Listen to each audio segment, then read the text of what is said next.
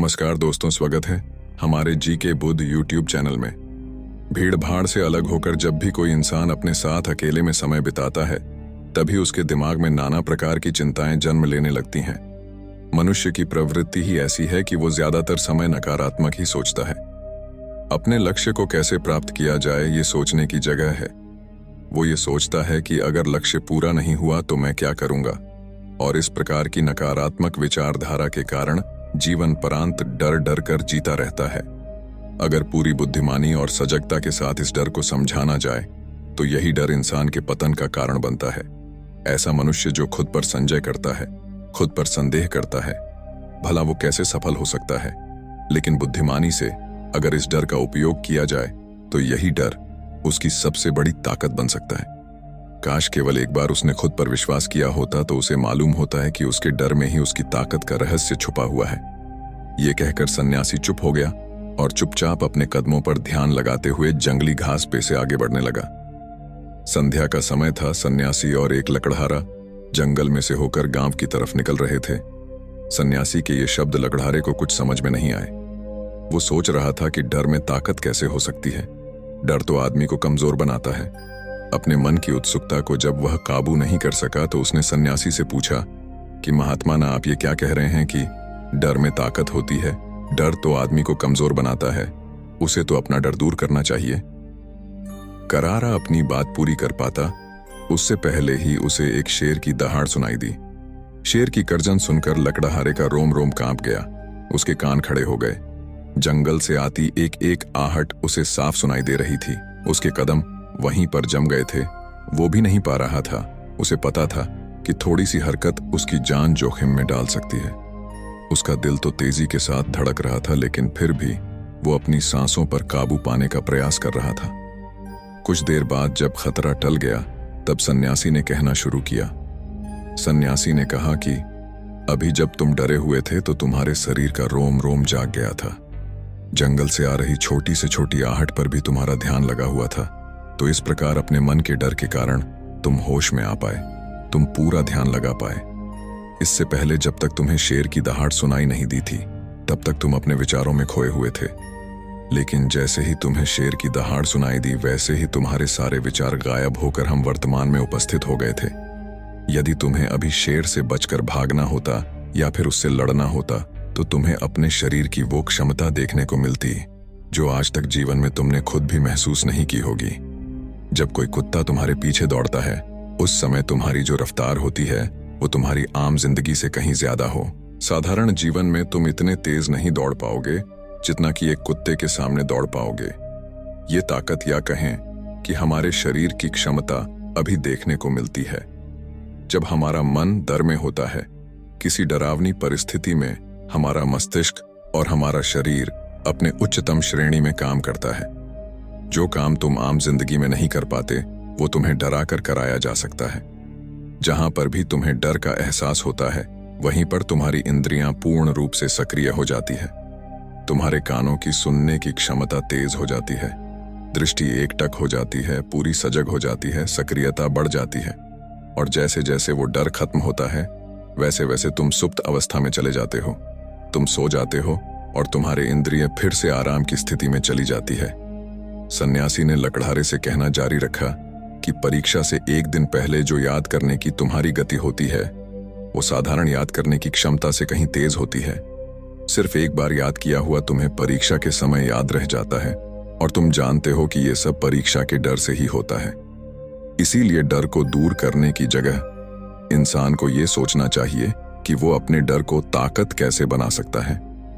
जिस प्रकार सुख और दुख, प्रकाश और अंधेरा एक ही सिक्के के दो पहलू होते हैं, उसी प्रकार डर और ताकत भी एक ही सिक्के के दो पहलू होते हैं। जिस प्रकार रोशनी के बिना अंधेरा पूर्ण नहीं होता, सुख के बिना दुख पूर्ण नहीं होता, उसी प्रकार डर के बिना ताकत का भी कोई महत्व नहीं है। लकड़हारा सन्यासी के ज्ञान से बहुत प्रभावित हुआ। उनके चरणों में नतमस्तक हो गया और उनसे पूछा कि महात्मा, अंधेरे को तो दिया जलाकर रोशनी से भरा जा सकता है, लेकिन अपने डर को ताकत में कैसे बदले? इसके लिए कोई उपाय बताएं। इस पर सन्यासी ने कहा कि डर दो प्रकार के होते हैं। सबसे पहला मानसिक डर और दूसरा शारीरिक डर। सन्यासी ने लकड़हारे को समझाते हुए कहना शुरू किया कि मान लो तुम्हें जंगल से होकर गुजरना है और अचानक तुम पाते हो कि तुम्हारे मन में शेर का ख्याल आ गया।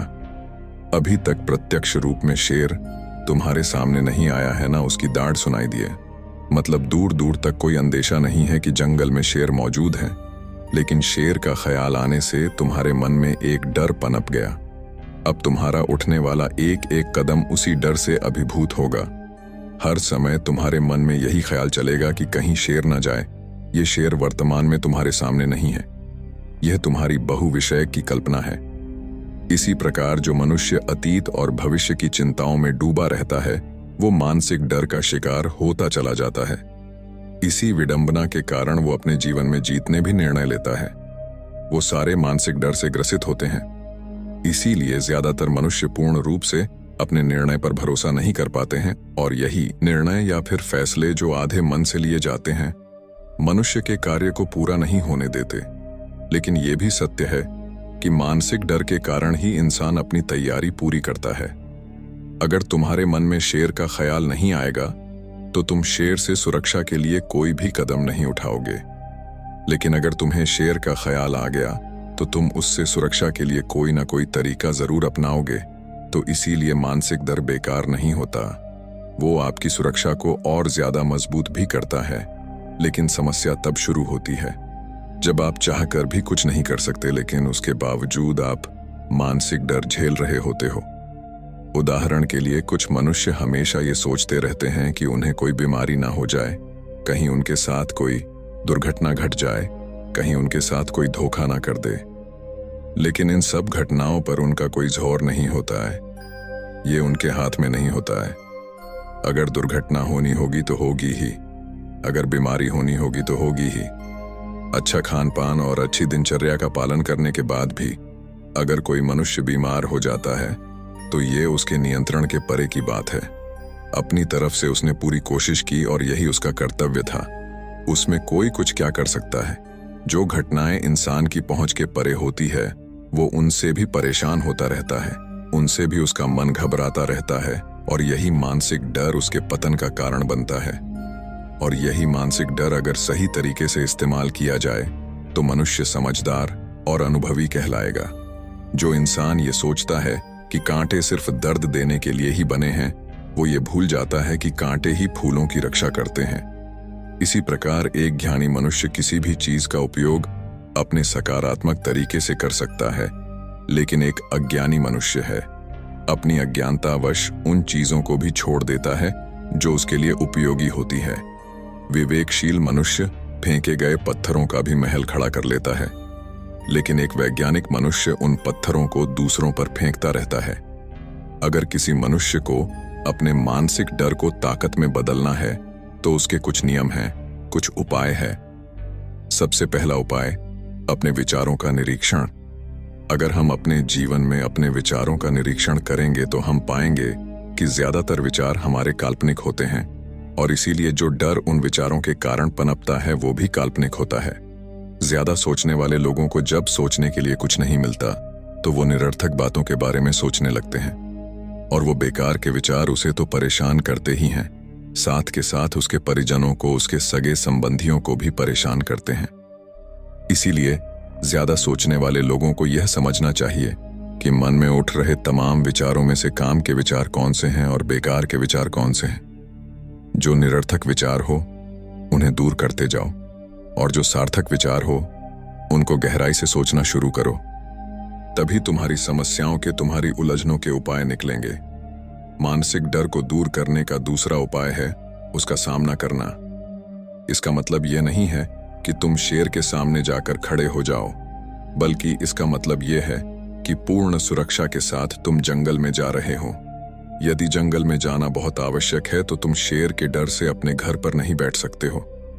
इसी प्रकार मनुष्य के जीवन में बहुत सारे डर होते हैं, जैसे कि परीक्षा का डर, लक्ष्य न पाने का डर, झूठ बोलने का डर, सच के पता लग जाने का डर, अपनों को खो देने का डर, दुर्घटना हो जाने का डर। लेकिन जैसे जैसे समय के साथ इन डरों का सामना किया जाता है वैसे वैसे ये डर जीवन से दूर होते चले जाते हैं। अगर तुम इनसे बचने का प्रयास करते हो तो ये जीवन भर तुम्हें सताते रहेंगे। ये तभी दूर हो सकते हैं जब तुम इनका सामना करो। कुछ लोगों को तो दूसरों के सामने खुलकर बात करने में भी डर लगता है। ऐसे लोगों को अनजान लोगों से बात करनी चाहिए। जितना ही वो लोगों से बात करेंगे उतना ही उनके मन का डर दूर होता जाएगा। सन्यासी ने अपनी बात खत्म करते हुए कहा कि इन तरीकों से तुम अपने मानसिक और शारीरिक डर को दूर कर सकते हो और आनंद से भरा हुआ जीवन जी सकते हो। तो दोस्तों, कैसी लगी ये कहानी आपको कमेंट सेक्शन में कमेंट करके जरूर बताना। नमो बुद्धाय। और हाँ, वीडियो पसंद आए तो वीडियो को लाइक कर चैनल को सब्सक्राइब करना ना भूले। धन्यवाद।